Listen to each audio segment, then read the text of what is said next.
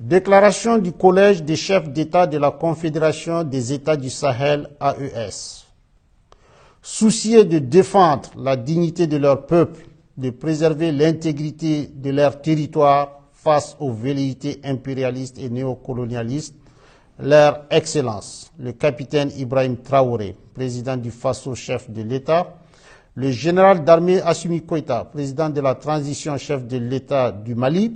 et le général de brigade Abdraman Tchani, président du Conseil national pour la sauvegarde de la patrie, chef de l'État du Niger,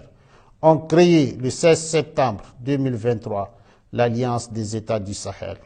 Ce nouvel élan décisif, porté par une volonté commune d'accéder à une souveraineté véritable et d'amorcer une réelle dynamique des peuples, s'est renforcé suite au retrait des 3 pays de la communauté économique des États de l'Afrique de l'Ouest CEDEAO le 28 janvier 2024 et la création de la Confédération des États du Sahel AES le 6 juillet 2024. Le Collège des chefs d'État de la Confédération AES constate que, depuis l'adoption de cette nouvelle posture stratégique, portée par des aspirations légitimes à la liberté et la paix, la junte française impérialiste sentant ses intérêts menacés, appuyée par certains chefs d'État de la sous-région, tente désespérément de porter un coup d'arrêt à la dynamique émancipatrice enclenchée par l'AES.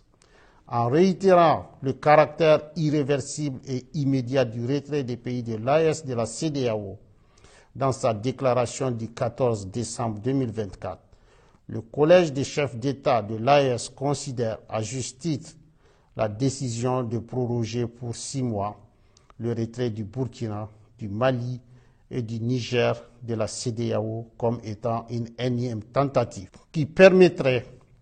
à la junte française et à ses supplétifs de planifier et de conduire des actions de déstabilisation contre l'AES. En lieu et place d'une gestion concertée entre l'AES et la CEDEAO des aspects techniques liés au retrait avec effet immédiat, le Collège des chefs d'État a été surpris de cette décision unilatérale de prorogation qui ne saurait lier les pays de l'AES. Le Collège des chefs d'État constate avec regret qu'au sein de la CEDEAO, des manœuvres de déstabilisation sont régulièrement initiées par une poignée de chefs d'État qui imposent leurs desiderata et des agendas étrangers au reste de l'organisation. À l'évidence, ces actions viennent prouver la question sécuritaire à laquelle s'attaquent avec succès les pays de l'AES dans la sous-région et dont le bénéfice profite à toute la région n'est pas une préoccupation réelle pour ces acteurs à la solde d'un maître aux abois. Aussi, le Collège des chefs d'État suit avec une grande attention les manœuvres de tromperie initiées par la junte française, prétextant de fermer ses bases militaires dans certains pays africains pour les remplacer par un dispositif moins visible mais poursuivant les mêmes velléités néocoloniales. À ces activités s'ajoutent des opérations de réorganisation et de regroupement de groupes terroristes dans le bassin du lac Tchad, le Sahel et dans certaines zones frontalières, à savoir Niger-Nigeria, Niger-Bénin, Niger-Burkina, Bénin-Burkina. Ceux-ci reçoivent de la part d'États étrangers